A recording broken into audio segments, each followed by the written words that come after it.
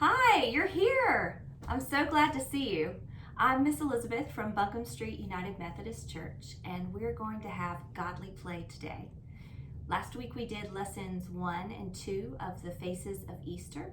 Today we will have lessons 3 and 4.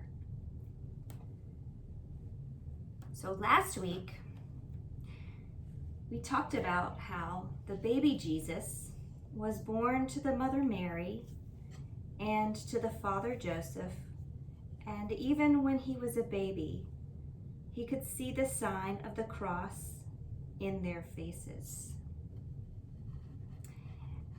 And we learned that the baby grew into a boy who went to the holy city of Jerusalem when he was about 12 years old. He went to his father's house, the temple.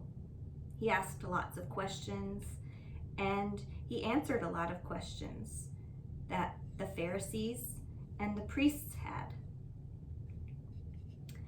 And that boy continued to grow until he was a man.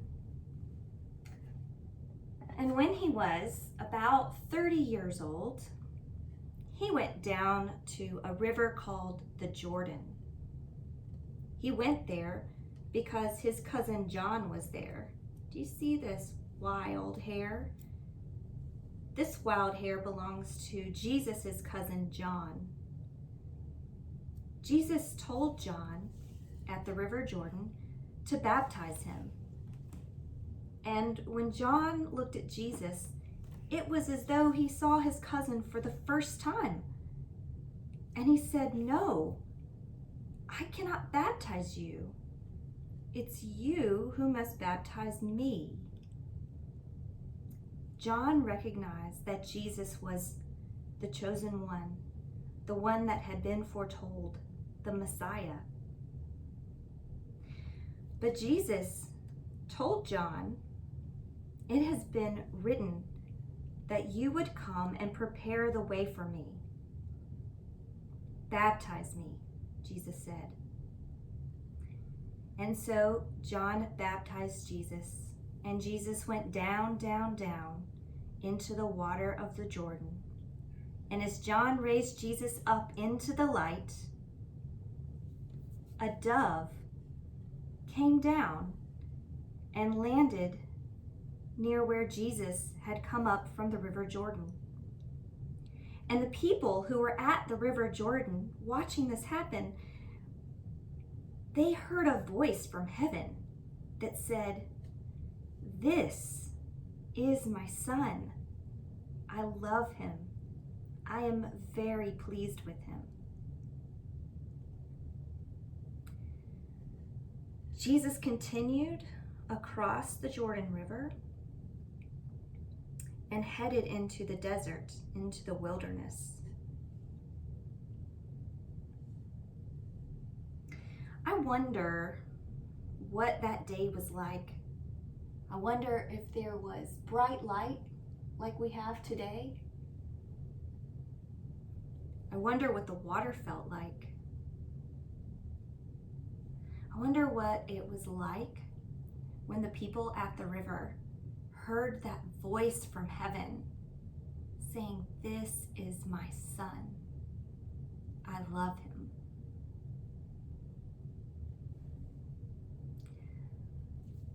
I looked around my house for something that would remind me of this story.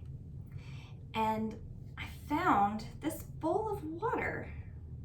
And I thought that I would put it up in our sacred space, in my sacred space that I have at my home. You may have one in your own home today, to remind me of Jesus' baptism with his cousin John and the dove and the voice from heaven.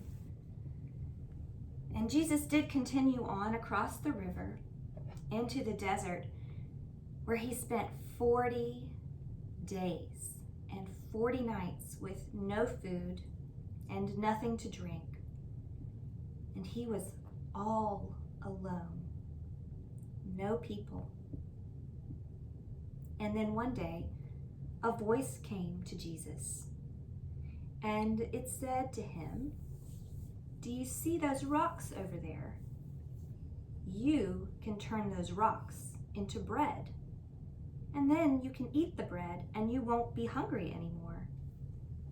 But Jesus told the voice, "No. Man needs more than just bread to be fully human the way God made us."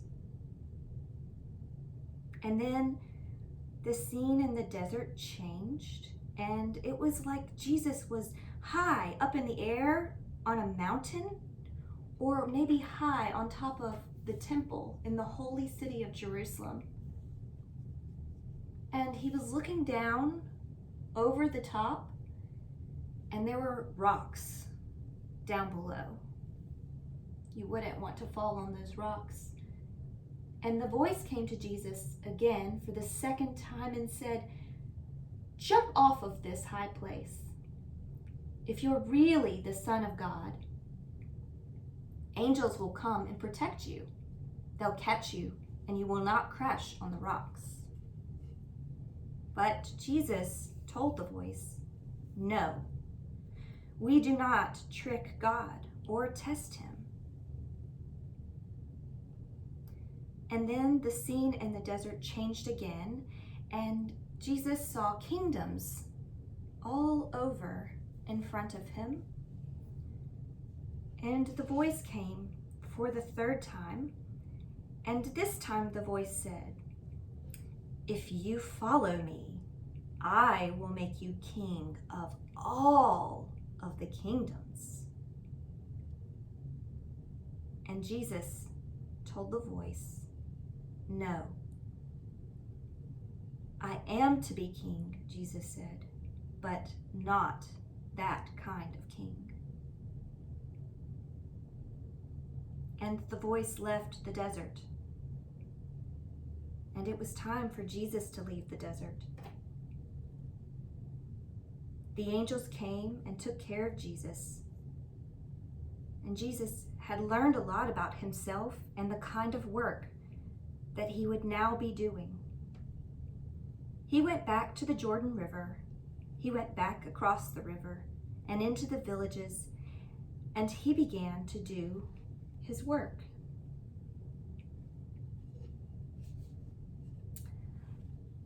I found something special to remind me of this story that I want to put on our sacred space, and it's a rock. And funny enough, my rock looks like a piece of pizza, which is kind of just bread with things on top of it. And so I thought it would be a good reminder for me about the part of the story where the voice asks Jesus to change the rocks into bread. And Jesus said no, because food was not enough. Jesus knew that you would also need to rely on God to be fully human, because that's how God made us. God didn't make us to do things by ourselves and all alone. God wanted us to rely on him. So I'm going to keep this special rock at my sacred space today. I wonder what you will draw or maybe find to put at your sacred space. I wonder if you might write your questions down. I've really enjoyed spending this time with you today. I miss you so much, and I can't wait to see what you post. I'm going to start writing my questions now. Bye.